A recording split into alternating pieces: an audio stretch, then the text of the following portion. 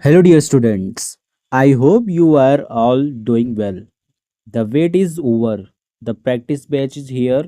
It's time to gear up and focus on honing your skills.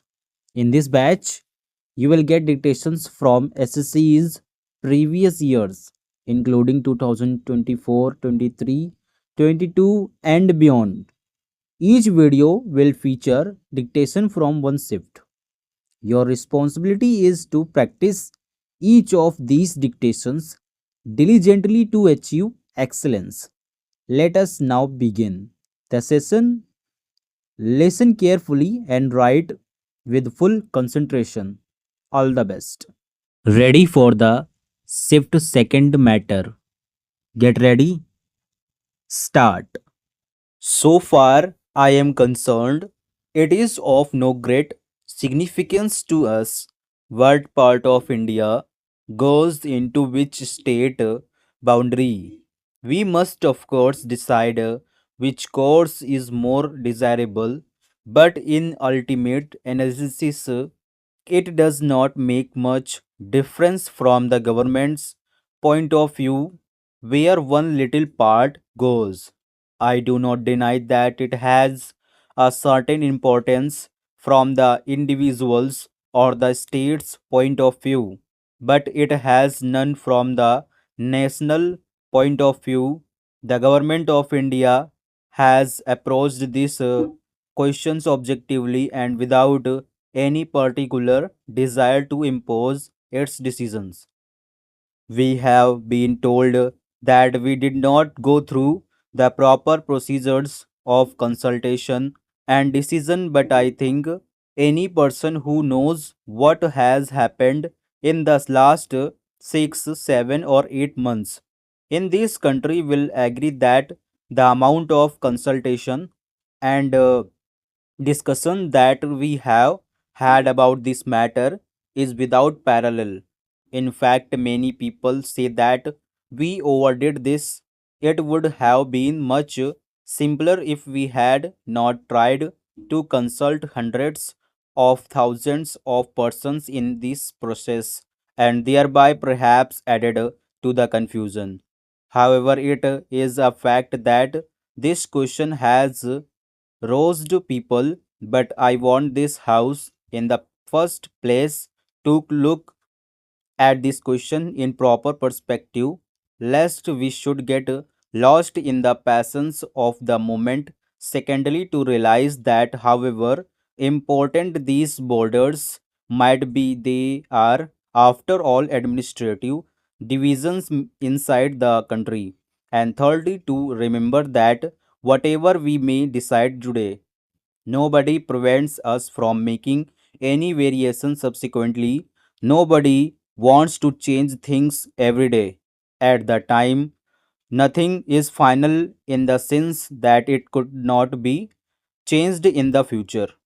Our difficulty has been that we have tried too much perhaps to balance perspective, viewpoints, and find a common way and as large as measure of agreement as possible. In doing so, we have often succeeded in displeasing many people. Yet, I would beg of you to remember that in this very complicated business which has affected the whole of India, by far the greater part of India has accepted, broadly speaking, the proposals that have been made. It is true that many important questions remain to be solved. Among them, perhaps the one that has been talked about most is the question of Bombay and Maharashtra. Let us realize that even if some decision which we dislike is made, it does not make us greater lot of difference. A mistake made in restricted sphere can be corrected later, whereas a blunder cannot be corrected.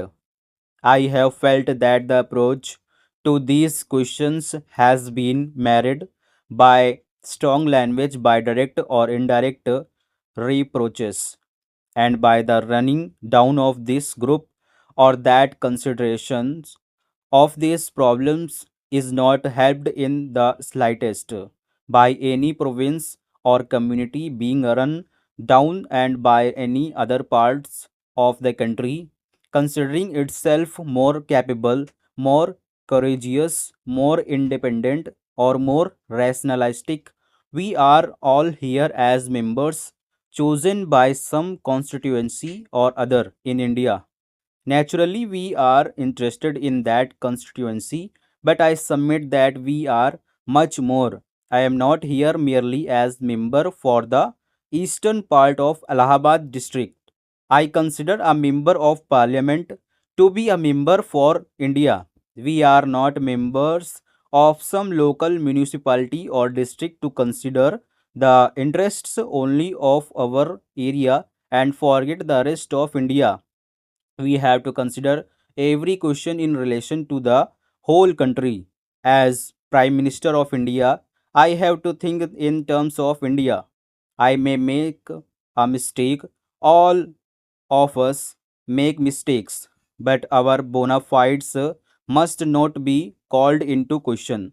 I submit that when we begin to challenge one another's bona fides, then any discussions and consideration of a problem and merits become difficult.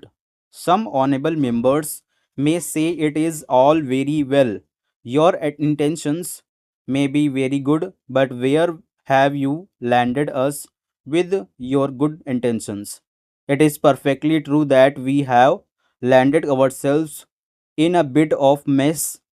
I admit it, and I admit my responsibility for it, because as Prime Minister and otherwise also I am at least partly responsible for it. I do not wish to run away from it. It sometimes happens that in trying to avoid one difficulty we land in another. In regard to Bombay and Maharashtra, we varied previous decisions on several occasions. Each time we varied it, we landed in a fresh difficulty. We did it at the suggestion of some respected colleagues of ours, and then they themselves wanted something else. Ultimately, we landed ourselves in this difficulty that any attempt to change it resulted in probably a worse situation than the first one. The honorable member Sri Desmukh said he preferred a city state formula to the present state of affairs. So did we, and that was our first decision for us. Stop. So, how was the dictation? I hope you managed it. Write it well. Don't forget to share your scores in the comments. I do love to know how you did. By the way, the dictation was clear, right? Let me know if you faced any issues. Keep practicing regularly, and I am sure you will do great in your exams. Good luck and keep up the hard work. Thank you so much.